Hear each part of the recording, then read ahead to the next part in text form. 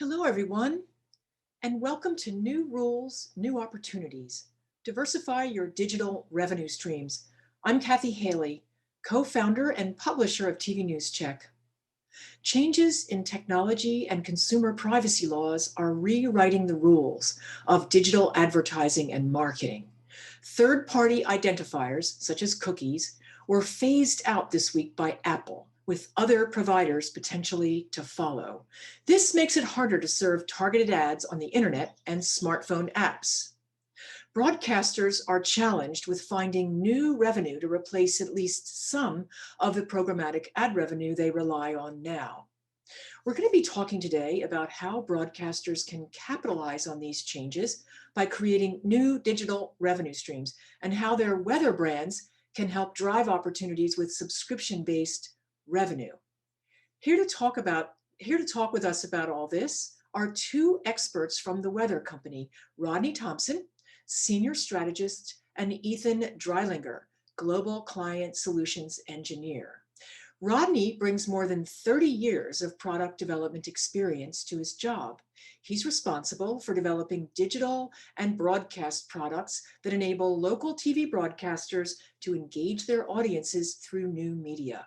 Welcome, Rodney. Ethan is a leader in applying AI to media workflows to enable unique customer experiences. For more than 15 years, he's worked with some of the largest media brands around the world to bring content to customers, no matter what platform they are using. Welcome, Ethan. Hi, thank you, Kathy. So I have a lot of questions for Rodney and Ethan today, but we're looking forward to yours. So you can ask one at any time by typing it into the Q&A window on your Zoom screen. Rodney, I'd like to start by asking you about the changes that are underway in the digital advertising world, even today. Yeah, it made the morning news, national news, right? So Apple announced the release of 14.5, big news today, was kind of all over national level news, local news. And with that goes the kind of more lucrative advertising that we get out of programmatic through the loss of IDFA. So Apple is automatically opting their users out as of today from that targeted advertising, and we will have the opportunity to opt them in, but it's going to impact revenue, upwards to even 80% if you're using IDFA today. So that's kind of the current landscape, Kathy. And Ethan, I apologize to the audience. I might not have had very good audio in the intro. Forgive me for that. So Ethan, this is affecting not just mobile, but also the web. Can you talk a little bit about that? So this really sort of takes information away from brands as they try to reach advertisers or try to reach their customers with advertisements. And sort of the goal has always been to be very specific and very targeted in the way we deliver ads, because that increases the CPM, increases the effectiveness of the ad. So taking away IDFA is really sort of taking out one of the underpinnings that we've built an ad economy on. It doesn't mean the ad economy is going to collapse necessarily, but what it means is that we have to kind of change our strategies a little bit to meet the current market need. And so, Rodney, what does this mean for broadcasters? Yeah, so I guess, do we have our poll results? We're going to look at those now, or? We probably have some early ones. Bob, why don't you end the poll and crank it up so we can see what we're finding here? Looks like 25%, 29% get 25% of their digital revenue from programmatic, 14% get 100, and then 57% get less than 25% of their digital revenue from programmatic. That's not too bad, Rodney. No, so if you're in that 25%, you're in better shape with the news this morning. But Yeah. there's more work to do. So this we've readjusted our roadmaps radically because of these announcements. We've done a number of changes to try to offset this. But beyond that, our Smith Geiger research shows that revenue in digital is the #1 thing that's on our customers' minds. So even if you're in that the 57% bucket there's still more work to do. So in terms of kind of what's kind of on the horizon, more work to do either to offset the IDFA or to capture even more revenue on the digital side, which we all know, let's be really candid, is much harder to do than it is on the TV side. And then I'll quickly say that all of this in news, as as it arrived last year, kind of late in the year, was disruptive for everybody, disruptive for our clients, and certainly disruptive for our roadmaps. We didn't sit at the beginning of last year and kind of plan out, kind of adjusting roadmaps to try to offset some of this revenue. So we're going to talk about that in more detail. Yeah, we've got most of our 57% of our audience does know that IDFA has been removed from Apple's mobile iOS. And I know you had to educate me on this. 29% don't know what IDFA is. Can you just give us, for those of us who really don't know, what is IDFA and what does it mean that it's gone now? Right. Yeah, we've seen this play out in kind of Senate hearings where it's confusing people at the highest levels, right? So Yeah. it's really targeted advertising, which is more lucrative because it's more valuable, right? So if someone says, hey, have you seen the new Ford Bronco? And I haven't seen it, and I just type Ford Bronco, in Chrome, and I search on it, all of a sudden it starts showing up in Facebook, it starts showing up in my mobile apps and things like that. So it's really the ability to kind of share, that information across apps to give more targeted advertising experience. So it's just that kind of cookie tracking that allows the targeted advertising. And the advertisers pay more for targeted than they do for just spray and pray advertising. Right. And that's Exactly. why the rates could go down if you are relying on programmatic. And then, so here is the third question from poll 1. We asked about your company's strategy for replacing programmatic ad revenue now that third-party cookies have been eliminated from Apple's platform and from mobile and web. And 43% said they're going to sell TV and digital as a bundle, which is good, I think.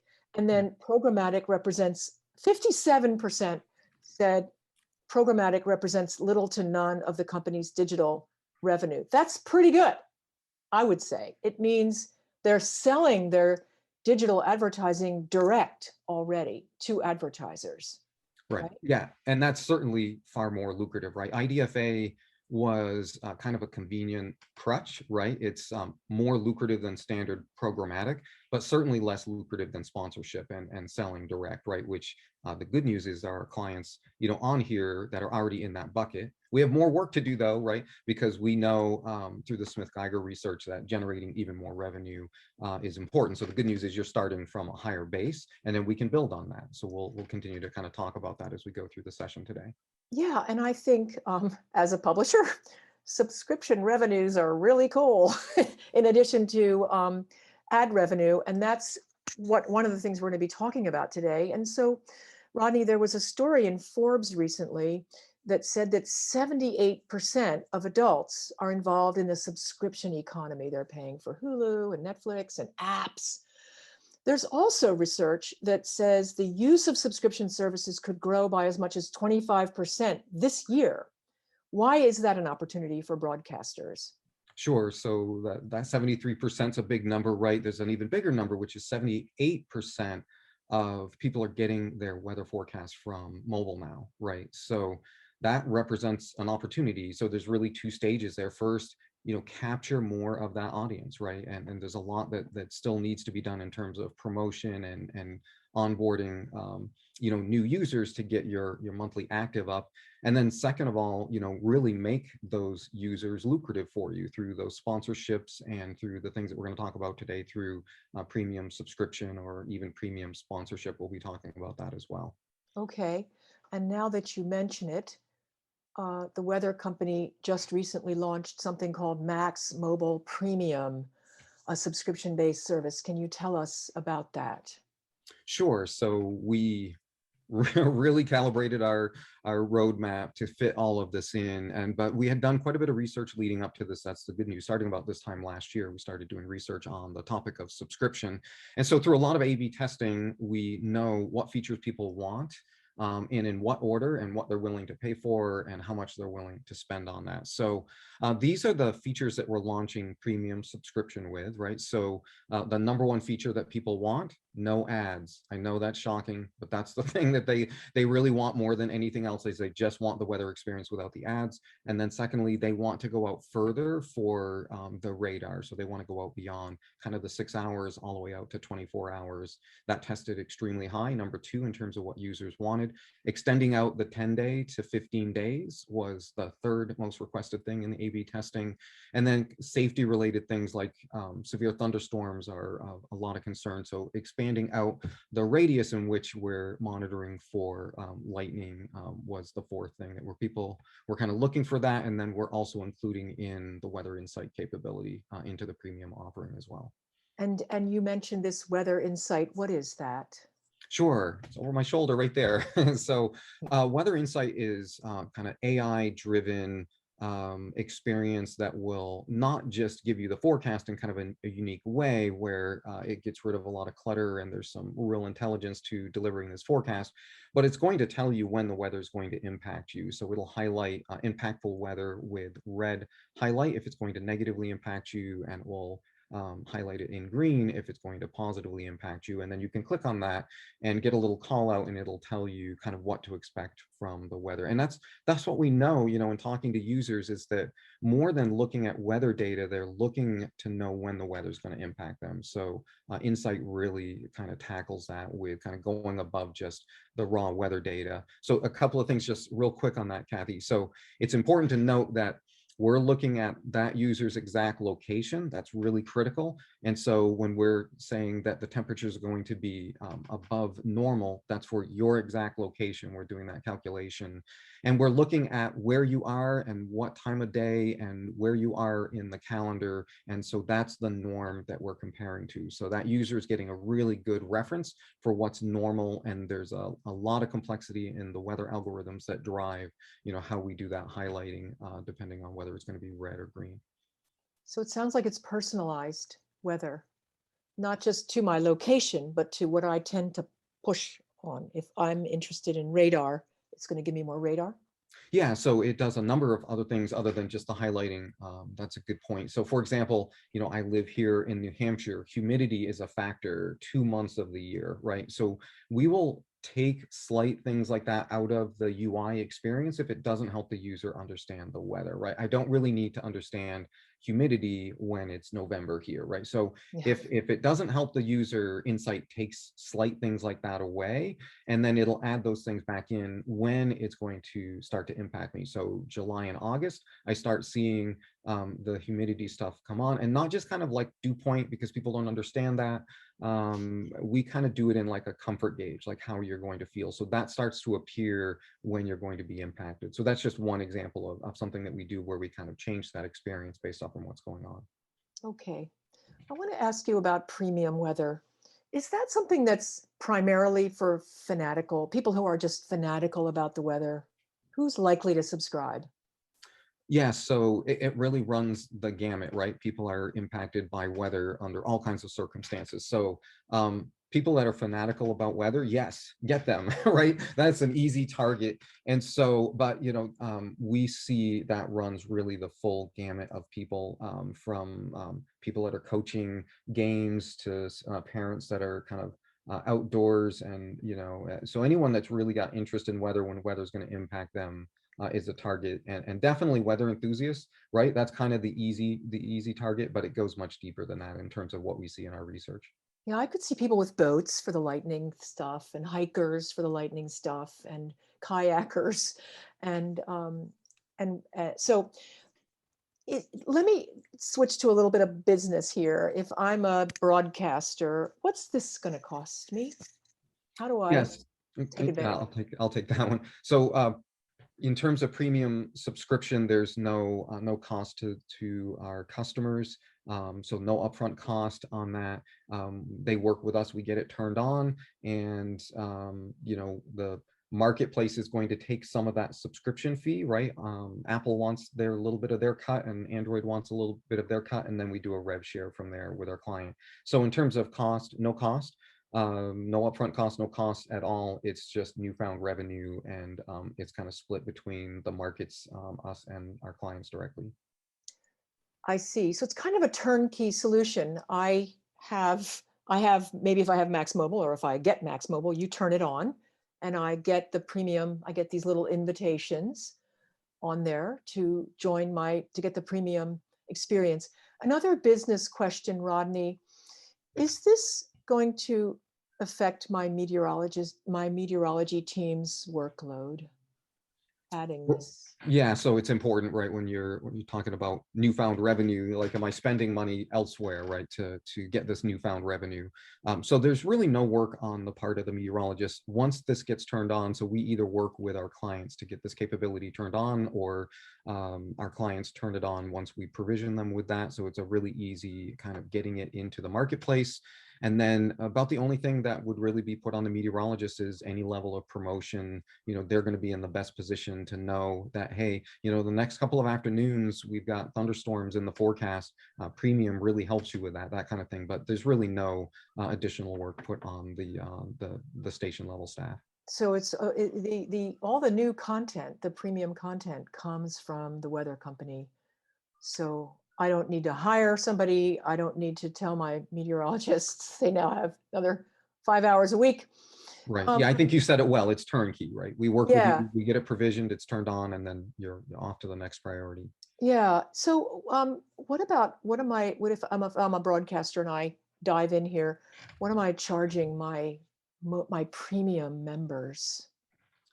Right. So we've done a lot of testing on that. I think we've got really good insight into that. So we've experimented with that pricing from $5.99 to $9.99 to $19.99 to, believe it or not, all the way up to $39.99. And the sweet spot that we find for pricing, and our recommended pricing, is $19.99 a year. Customers can calibrate on that a little bit, and so it's just that standard thing we all learned in business school, right? Where do I get more users at a lower price or fewer users, right? And so in terms of kind of looking at that from a business perspective, Kathy, the few people that you lose that aren't willing to spend the difference between $9.99 and $19.99 is more than offset by the higher price. So $19.99 is the sweet spot for pricing it. Interesting. That's interesting. And you have experience with that because the weather company is a publisher too. Right. So, yeah. And we've experimented with all of those. I guess I would say this, it's easier over time to calibrate down if we need to calibrate down. Once you launch at $5.99, the next year it gets much harder to say, like, just kidding, it really was $9.99, right? So it's easier to calibrate down. But we really think, based off on the testing, that $19.99 is that sweet spot.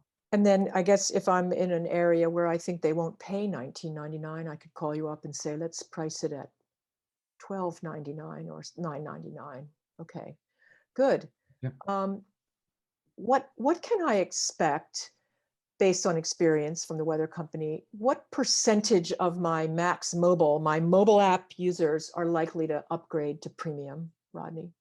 Yeah, so you're looking at, ranges from 3 to 10%, so let's say 4 or 5%, somewhere in that sweet spot. We all wish it were 95% or a higher number, but it's still really worth doing. I think we can get into that in more detail as well.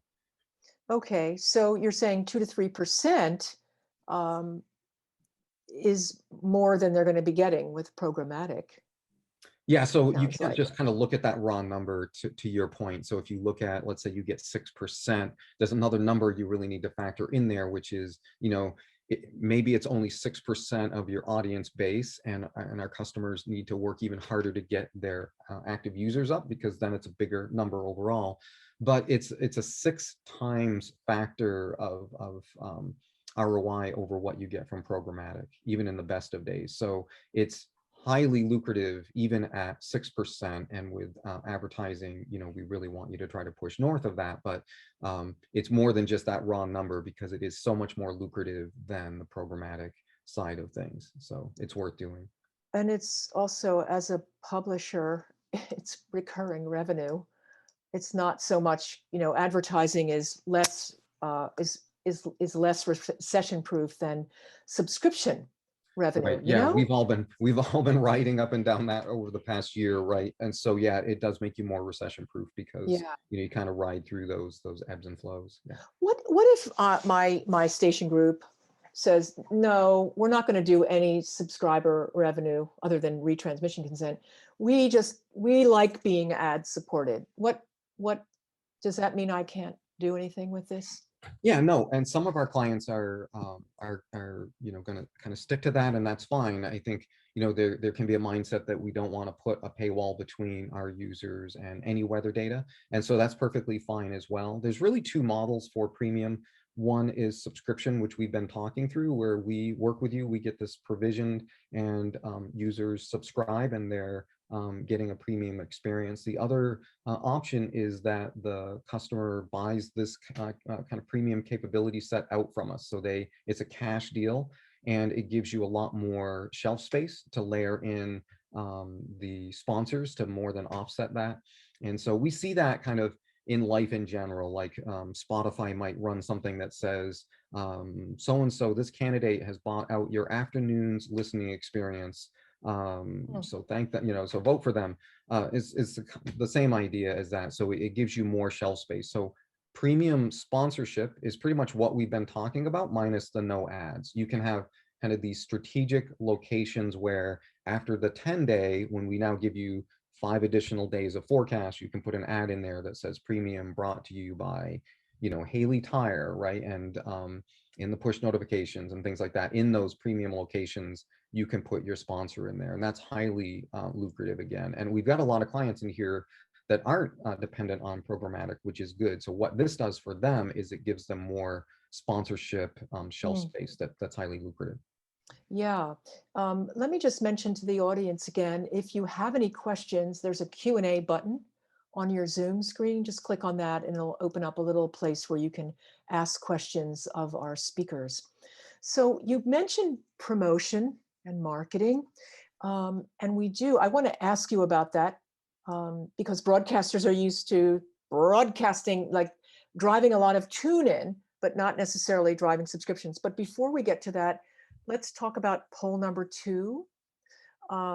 We have the question was, has your company considered a subscription or premium content strategy to boost digital revenue? 20% have, 40% have not, and the other 40% say they're not sure. So we're glad you tuned in today. So Rodney, given that marketing a subscription is very different from marketing from tune in, watch my news or watch my prime time, how are you recommending that broadcasters promote this and convince their users to upgrade? Right. Well, so there's 2 layers here, Kathy. The first one is promoting for people just to install and use your app, period. Get your monthly active users up, even if there isn't a subscription route there. And then the second thing is then layering on top of that, getting them to opt in for a subscription. So the recommendation probably isn't surprising. Use every channel to your advantage, right? So make sure it's promoted on air.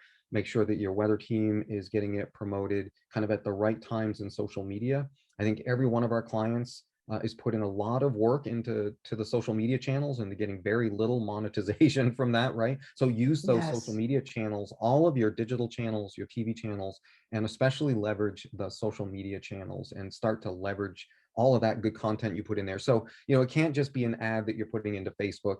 It really doesn't work that way, right? You really want to say, we've got thunderstorms for the next 2 afternoons. So you're informing the social user, give them a little bit of advice there. And then, don't forget to buy our premium mobile app service, for example, to give them a call to action to help keep them safe. So, everything across every channel, Kathy, is a recommendation, especially social, get some money back from those channels where we're all investing a lot of time in it.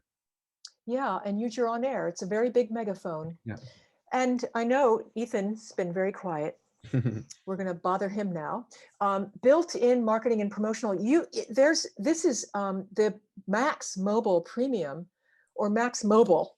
If I'm not upgraded yet, I'm going to get these little invitations. If my station says, "All right, I'm going to go with Max Mobile Premium," my Max Mobile app will start to invite my users to upgrade. Tell us about that, Ethan.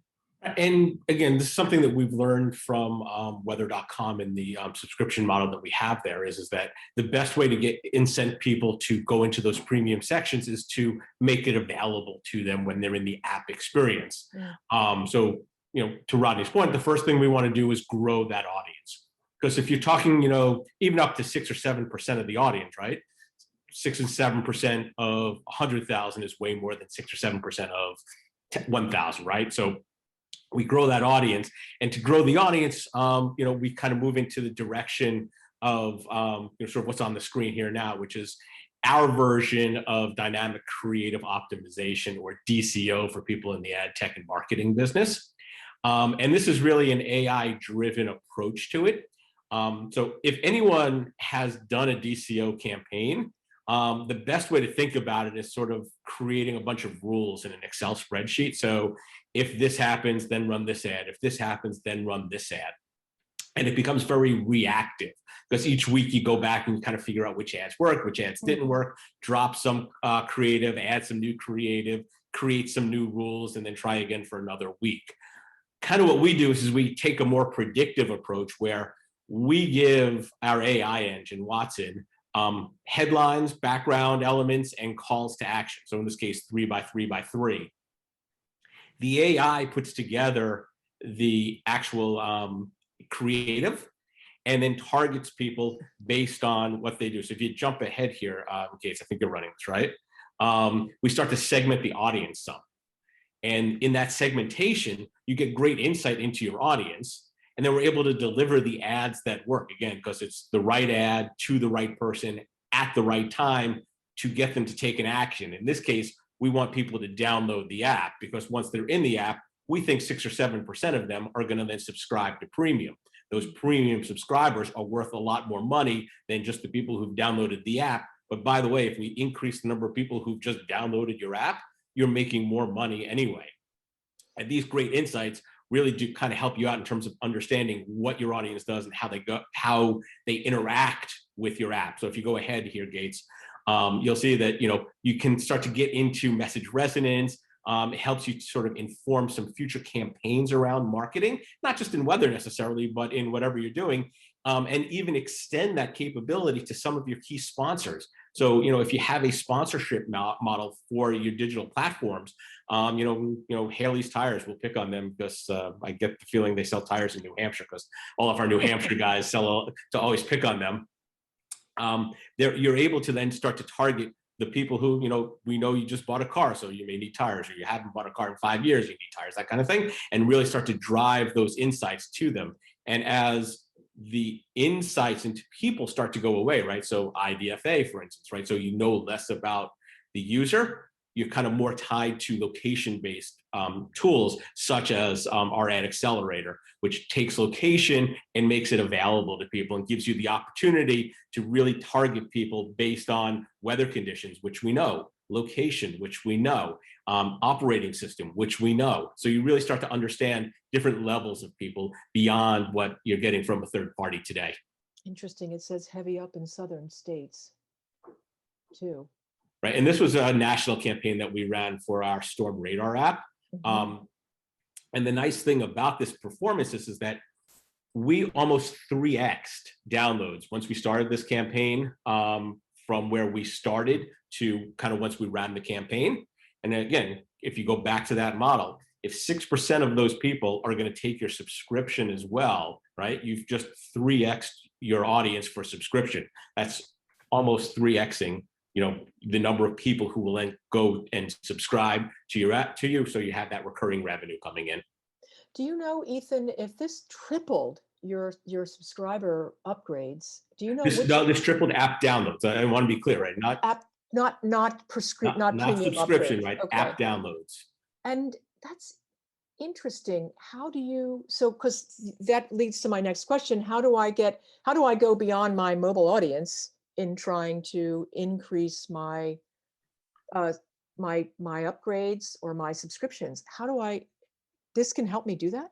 This can help you because we can take this and go beyond. So if you kind of think about what a lot of broadcasters do today, on air, the push is, hey, go download our app. kind of when you get in the app, maybe it's, hey, go to our website, subscribe to our alerts platform, whatever it is.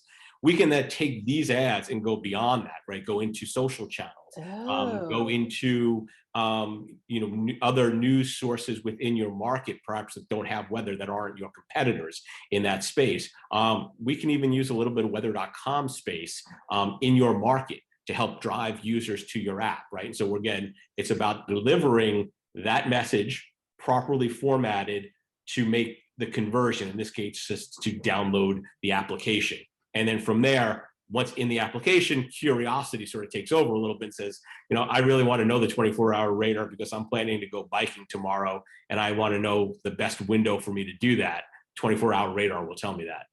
So you're targeting me even though I'm not in the app. I'm on the web, I'm on social. You know that Kathy lives in Philadelphia area and uses a lot of weather because she's a gardener or something. You can target me and try to get me to download the app with AI. What we won't know is that you're Kathy. What we will know is that you're in the Philadelphia area. We know what the weather is in the Philadelphia area is now. We know what the weather in the Philadelphia area is likely to be in 5 hours from now, 10 hours from now, and 12 hours from now. And, we know kind of based on when you open your weather app, what kind of the conditions are and, how long it takes you till the next open, that kind of thing. So, we can, and if you're standing in front of a Starbucks versus standing in front of a Home Depot, we can make some assumptions based on that. Interesting. So it's personalized again, personalized advertising. I like it. Rodney, if I'm a broadcaster and I decide I want to go ahead with it, how long does it take me to launch the Max Mobile Premium app and start taking advantage of this creative optimization, like the AI technology, to invite my users to upgrade?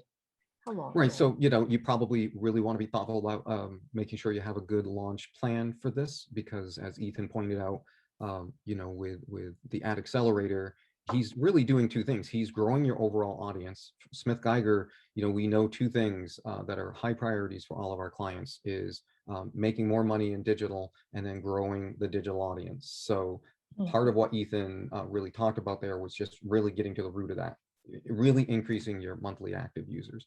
And then from there, converting some subset of them over to subscribers. And if stations don't want to go that route and they want to go sponsorship, that's perfectly fine as well. In terms of how long it takes to do that, get that launch plan in place. The technology side of it is easy. You work with us, we'll get you configured and provisioned with the features and get it republished, and it's out in the marketplace. And so it's really simple from a tech perspective. It's really more about getting the marketing and the kind of the advertising part of it. Okay, And so Kathy, if I can, yeah. We're not, telling stations we're going to set it and forget it. We'll work with our customers because we have some experience in doing this from weather.com, where we can start to lean in and offer some of the best practices that we've learned. Because, as Rodney was talking about earlier, we didn't land on 1999 as a sweet spot for pricing by accident, right? We tried a bunch of different things and a lot of different ways, a lot of different mechanisms, and then found that 1999 was the one that kind of resonated best with the market. So we have some of those insights that we want to be able to bring to our customers and want to be able to share. Because again, if you're successful, we're successful. If you're not successful, we're not successful. And I think everybody in the game wants to be successful at it. Yeah, and Ethan, just to that point, the things that we don't know, right? That's where Ad Accelerator really comes in. AI kind of at scale can figure things out that kind of mere mortals like us can't figure out, right? What's working out better in a particular region at a particular time. So to your point, we work with our clients, Kathy, to get this off the ground successfully. And then things like the Watson Ad Accelerator can fill in some of the gaps that just aren't even humanly possible.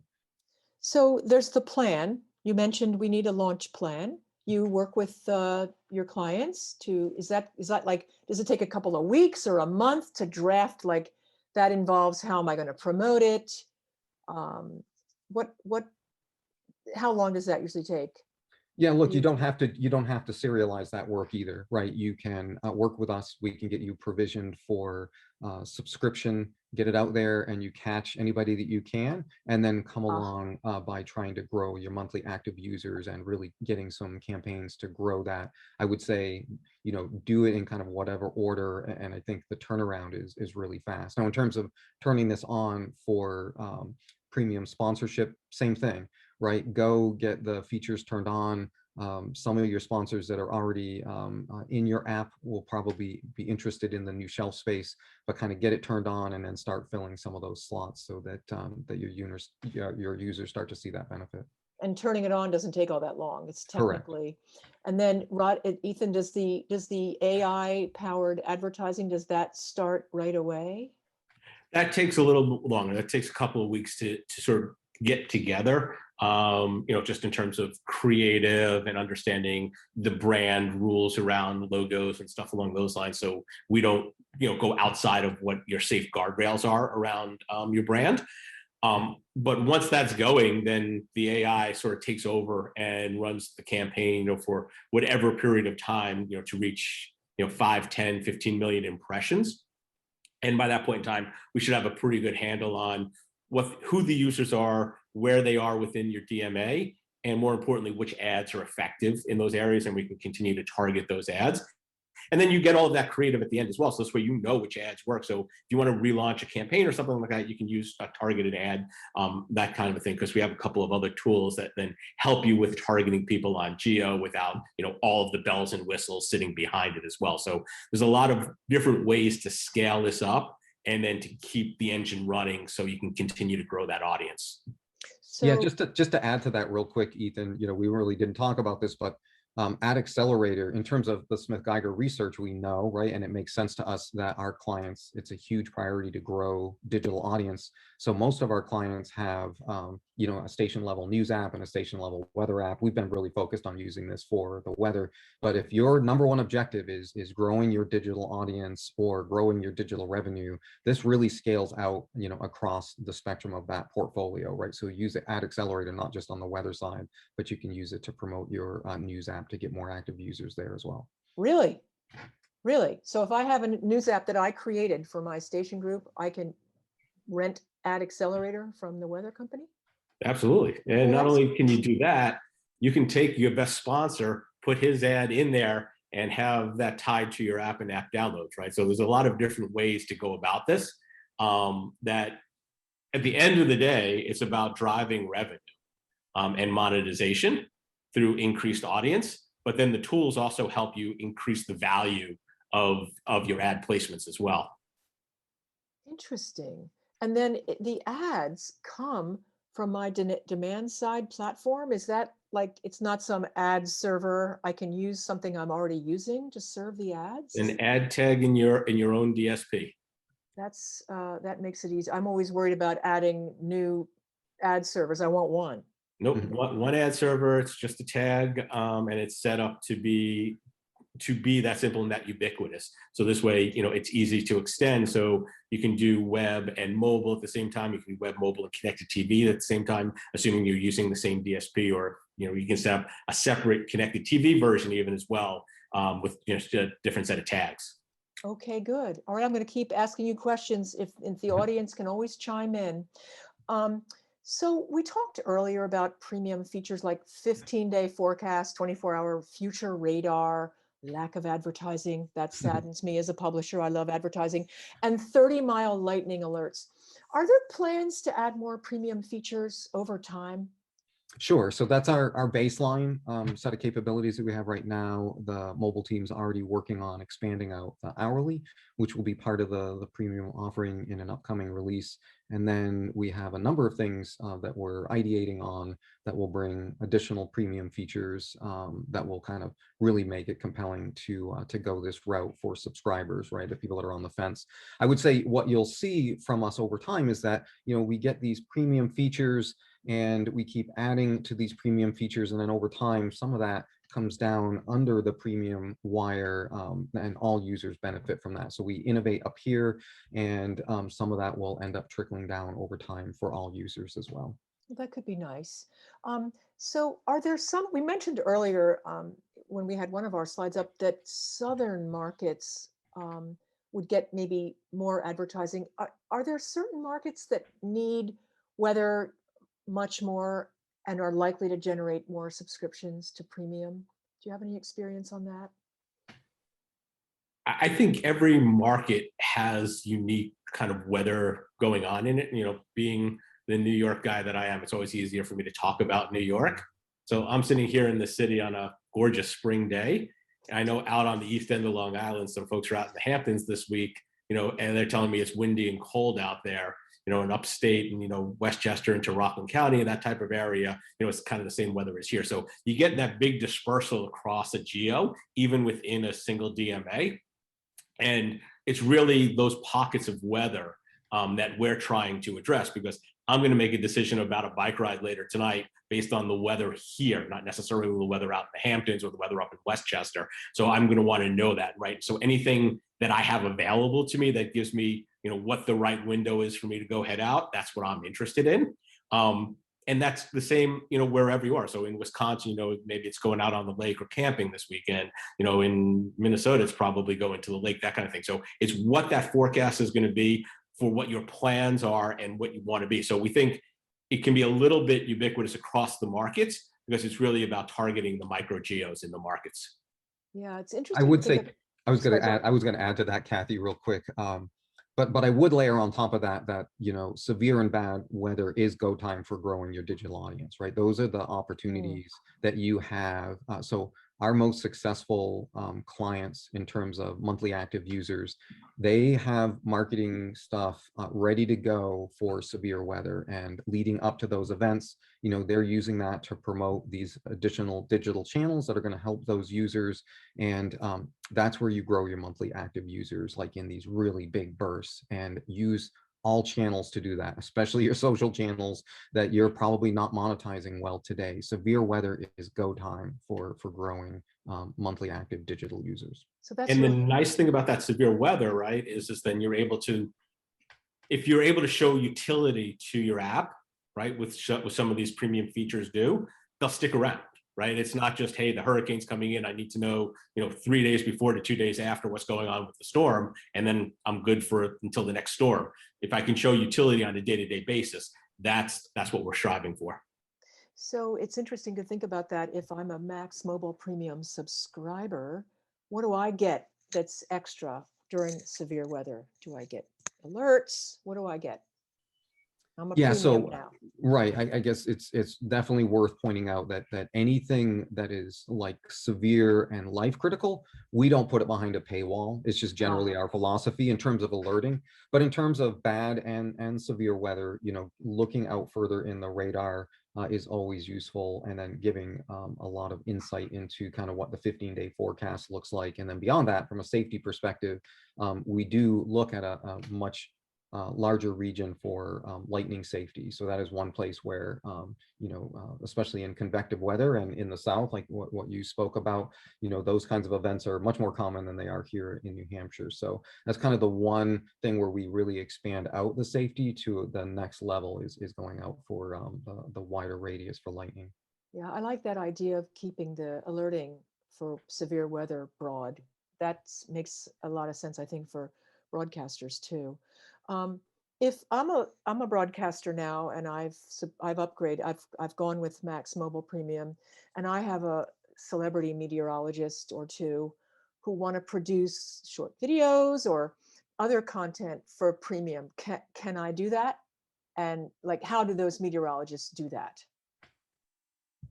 Right. So, for the monthly active users, non-premium, those METs can play a really big role in monetization, right? And so that comes in terms of what the station really adds for value that the big guys can't do. The national brands and the new competitors that we all worry about, right, can't produce that video to tell the users what to expect, the timing, the why, and all of that. So for the non-subscribers, I would answer it this way, Kathy, for the non-subscribers, which is still a much bigger percentage, monetize that through your pre-roll or mid-roll or post-roll, which is, again, far more lucrative than kind of a banner ad. So that's really the job that the meteorologist plays, really two roles, right? Driving higher monetization through video plays, and then second, getting people to your app because they're adding value that they can't get from the big guys.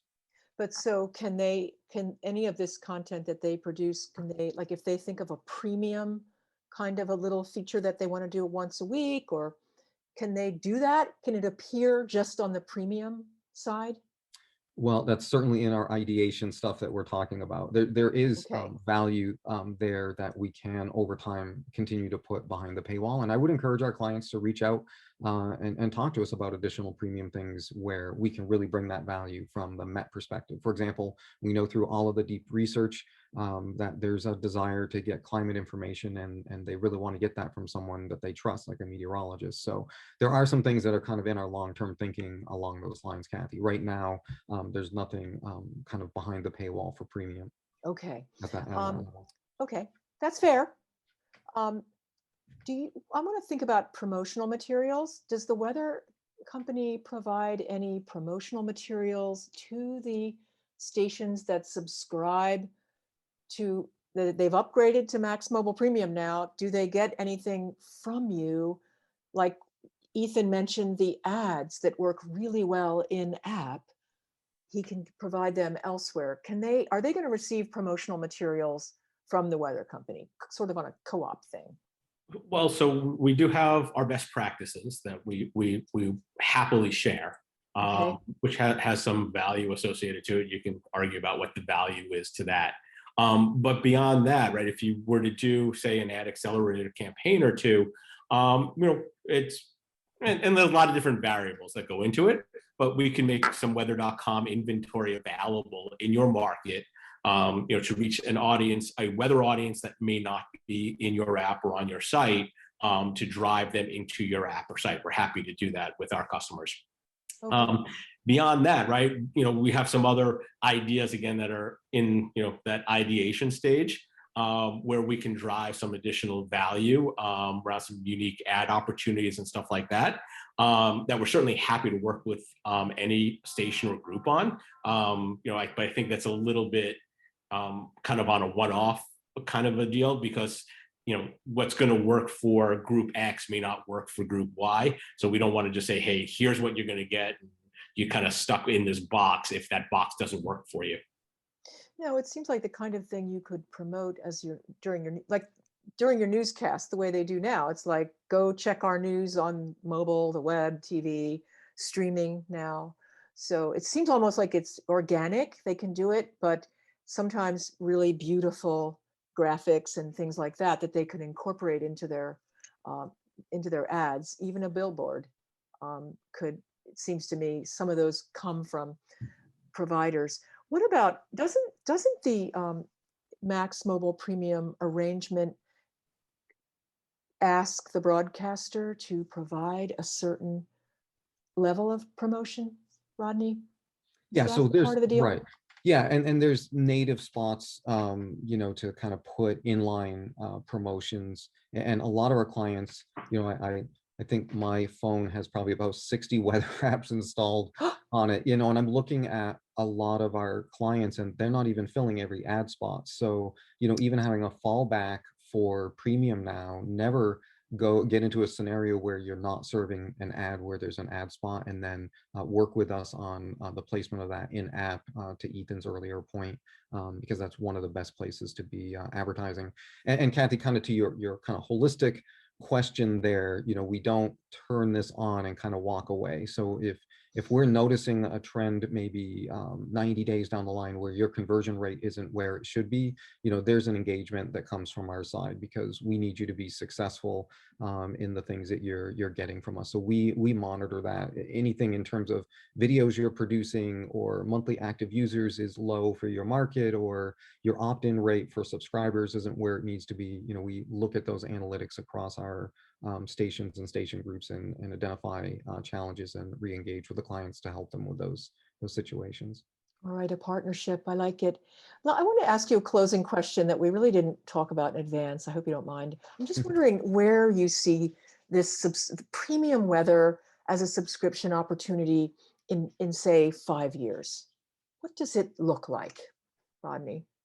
Yeah, so it has to come way above the commodity level, right? There are lots of weather apps out there, right? And the big guys are getting into this space. So really our general belief and our strategy is to come way above commodity where someone's using a weather app and they're talking about some of the really cool things that it does. So beyond just kind of the giving the user the weather data, at least where we're headed is going beyond that and adding additional insights, whether it's lifestyle information, customizing the experience for users as they use the app, to letting them know when the weather is going to impact them, or things that are kind of controlled by the weather, cold and flu, allergies, and those kinds of things, lifestyle. So you're going to see this creep more into the lifestyle side of things and more into the above kind of just the raw weather data into AI-driven insights that people are going to find valuable. Interesting. Ethan, do you have any closing thoughts on AI and what that's going to look like as part of this whole picture in 5 years? I think AI is going to drive the personalization. So all of those features that Rodney just talked about, AI will drive them. So if Kathy, you, Rodney, and me opened up an app at the same time, if we did that today, right, we'd largely have the same experience. We'd land on a radar screen, we'd be able to click to the 5-day forecast. We can click to, what the current conditions are, that kind of thing. We should get to a spot where we open that app up and the app knows at 4 o'clock in the afternoon, I'm thinking about, is it a bike ride or a walk day? What's that information I need to make that decision? For you, Kathy, it's going to be, am I going to go garden today, or am I going to go, to the movies? And Rodney may want to know if he's going to go to, the bar or to Starbucks, right? And whatever information we need to drive that decision will become what we have there. And that experience, the data will be the same, right? The weather is the same, but that experience is different. And then that creates value in the experience. And I think that's where we will get to. And I think AI will help drive that. So yeah, I just want to add to that, Kathy. I know you're trying to kind of wrap this up, but that we commissioned a study recently, and it was really clear that users want an app that they can customize.